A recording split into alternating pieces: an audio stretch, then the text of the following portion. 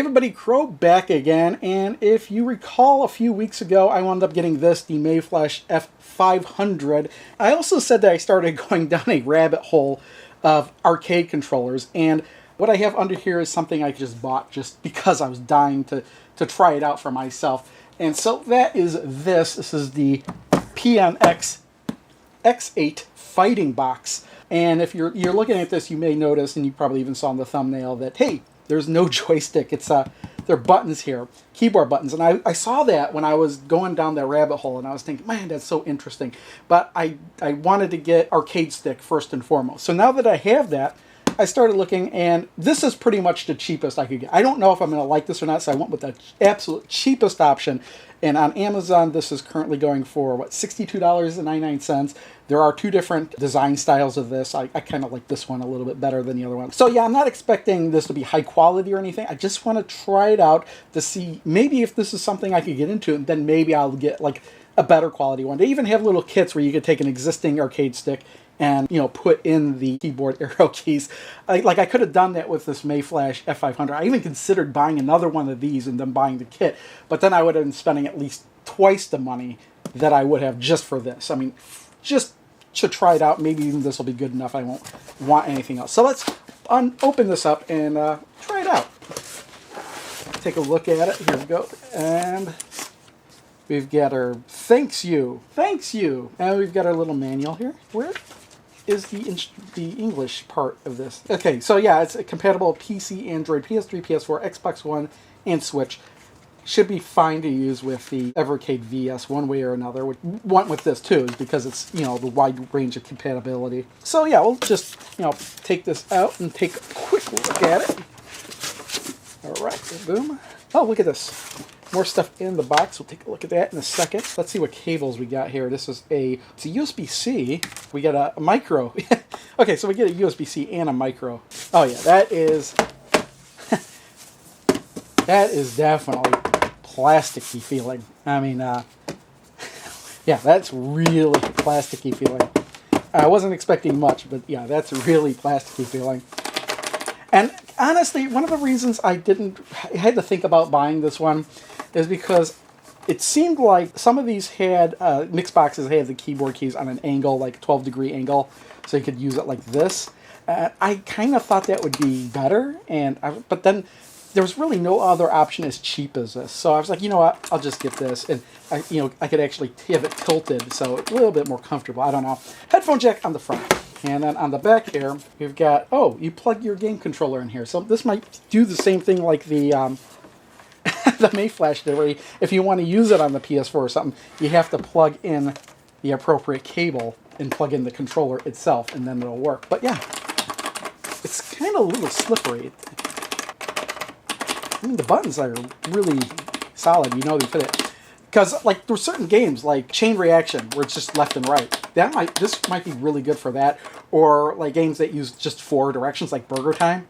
This would be really good for Burger Time, I think. Maybe even driving games where you're just left and right. Or pinball, even. Like Atari 2600 Video Pinball. Just these two buttons and up, forward, and both flippers. That would work pretty good. But yeah, you know what I'm curious about? Let's rip this thing open on the other side. I just want to see. I mean, these buttons might be... I don't know how easy these buttons would be to replace. I'm not really interested in replacing them. But I could replace them with Sanwa buttons, I think. All right, is that enough? Yep. I didn't know if I'd have to take these out or not. So yeah, just the 6. I was right on that. So there's what we got underneath it. Yeah, there's some weights in here just to, because this is really light plastic, but you can even see like kind of bend it a bit. It's definitely not the best quality, but hey, whatever works. I mean, again, I just want to use this to see if this kind of thing will work for me. These buttons have, yeah, these kind of plugs. There we go. So yeah, that would require some modification in order to get it to work with the Sanwa buttons, or any other type of button for that matter. Let's see if we can pop one of these buttons out. Alright. There we go. You can even see blue micro switch keyboard style. That's what's in these buttons. Alright, pretty much what I was expecting.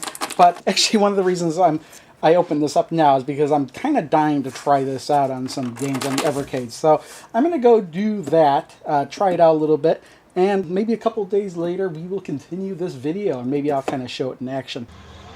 All right, I'm back, and it's been more than a few days after the last time I was filming something for this thing, and I was expecting to come back and say, oh, you know, I tested on the Evercade VS, and everything worked fine, and this is blah, blah, blah, blah, blah, but I wasn't expecting it not to work with the Evercade VS because, you know, it had PS4, PS3, Xbox One, and PC, all that other compatibility, especially PC. I was kind of surprised. But what wound up happening was I'd plug this into the Evercade VS, and one of the lights would just barely dim, and it wouldn't recognize it. I was like, So I plugged it into my PC, recognized it just fine. And then after messing around with it a little bit, I kind of realized that, you know what it is? The other controller I had, you actually had to flip the switch to set the mode. This thing tries to set the mode automatically. It tries to detect what you've got plugged in. And I think the Evercade VS is trying to detect whatever controller is plugged in. So the Evercade VS is, you know, trying to detect this controller. This controller is trying to detect what system it's hooked up to. And I think it just results in a stalemate. So neither one actually recognizes each other in the end. So I tried doing a bunch of stuff before I, you know, totally ripped this apart like you see it here. The first thing I tried was this USB splitter. So I plugged one end into the Evercade VS. I plugged one into my PC, plugged the controller in, had this set up like, oh, it's connected to the PC. Everything worked fine. Hit the button to see if it would just stay in the same mode while switching to the Evercade VS, and it would just work. But no, it still didn't work. So I have this other plan. I have another encoder here. I know this encoder works, and I was just going to plug the buttons and stuff in here just to see how it works, which is why I kind of ripped this panel off. I wanted to see how difficult it would be to rewire these to plug into here, and I'm actually going to try that. But the other thing was that, okay, here is where the keyboard's plugged in, and I was like, oh, it's just a 5-pin adapter, no big deal. Well, the thing is, if you look at, I don't know how well you can see this compared to this. This is a 5-pin adapter too. This is smaller than this, so they're not compatible. So the other thing I'm going to do is actually going to cut this, and I'm going to wire on, splice on. Oh, not this one. I don't know where I have. I thought I had a regular 5-pin cable connector somewhere around here, but I'm going to splice that as well. I think it's the same pins. I'll cut back after I've made all the modifications to this thing. Alright, I'm back after modifying this thing a bit, and actually required way more than I had anticipated. As you can see, I don't have, these are the original buttons. I don't have the original buttons in here anymore. These are Sanwa buttons, and I'll get to that in a second, why I don't have these connected. Something I didn't notice until it was a little too late. The reason why these buttons aren't actually in here is, yeah, you think that they're going to fit, but nope, nope, nope. It turns out they've got these little notches in here that prevent you from putting these buttons in all the way. Notches that, in these buttons will slide right in, these won't. Now, I could actually go in here and cut these little notches out and put those in there, but I'm not 100% sure I actually want to do that yet. I'm not going to actually continue any further with this thing. I did get this hooked up to the point where I could plug it in and try it out. And I do like this little arrow keyboard thing. I tried it on Burger Time, and it works fantastic for that. So I'm definitely going to do something in the future having to do with these keys. I don't know if it's going to involve this thing, though. Reason why I had to swap it out, let me flip this over. Flipped it over, and here's what we got in the inside. I could pull this up here. This is our encoder board. This works perfectly fine on the Evercade VS. I wired some of this stuff up here, and tried to tie these grounds together. And some of the buttons work and some of them don't, and I think it just might have been burnt off accidentally, some of the pads here. Now, I could work around that. I could fix that, but I don't know if I actually want to do that or not. I actually may drill out bigger holes if I'm going to use this case and actually use the 24mm Sanwa buttons instead of messing with these buttons. This works actually just fine, but what I didn't notice, and the reason why I swapped to these Sanwa buttons, is because these plugs were actually a little bit smaller than the standard ones. So I was like, oh man, and I didn't really want to cut all of these. So I figured, oh, I'll just swap out the Sanwa buttons, and then I realized, oh, I can't put them in. So I may in the future go ahead and drill out some holes, use this as a shell, Maybe, and if I'm going that far, I might actually go ahead and cut this out and rotate it. Or, possibly maybe I'll just build another case and just use parts from this.